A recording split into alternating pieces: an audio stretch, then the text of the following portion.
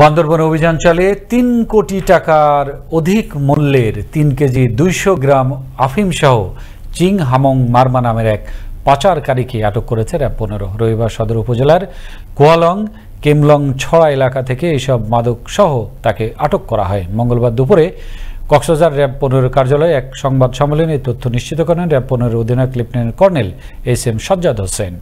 ওই ব্যাগ সহকারে এবং অন্যান্য সরঞ্জাম যেগুলো ছিল সেগুলো সহ তাকে গ্রেপ্তার করতে সক্ষম হয়, ধরতে সক্ষম হয় এবং পরবর্তীতে যখন এগুলো তল্লাশি করা হয়, তল্লাশি করে দেখা যায় যে এখানে বিপুল পরিমাণ আফিমের মতো বস্তু আফিম।